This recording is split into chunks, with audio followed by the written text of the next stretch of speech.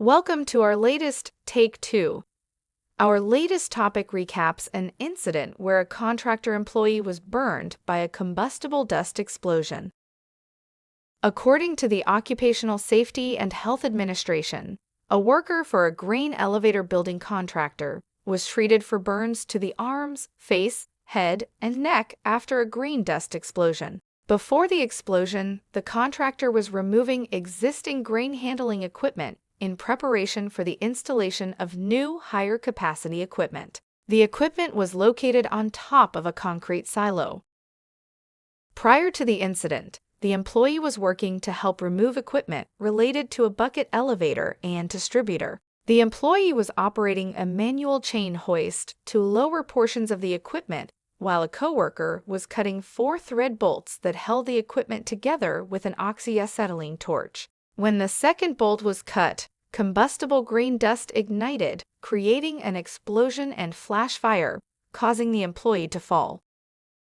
Fortunately, the employee was wearing a fall arrest system which prevented a severe injury. His coworkers immediately called 911. The employee was rescued using an aerial lift and transported to the nearest hospital where he was flown to a burn unit. He was hospitalized and treated for burns to his arms, face, head, and neck.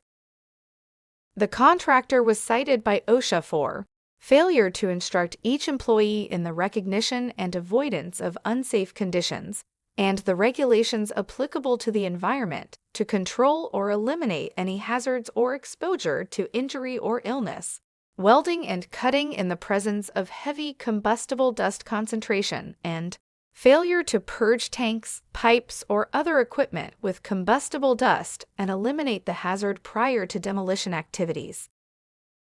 Employers can prevent similar incidents by training employees on the hazards associated with combustible dust, requiring completion of a pre-job hazard analysis to identify fire and explosion hazards associated with combustible dust, implementing a hot work permit program, cleaning out tanks, vessels, and equipment to remove combustible dust prior to welding and cutting, and using flame-resistant blankets to prevent sparks and slag from traveling through openings in floors, walls, and equipment where they can ignite combustible dust. Safety Made Simple offers courses on hot work, oxy-fuel cutting and welding, as well as grain dust explosions. Check out safetymadesimple.com to learn more.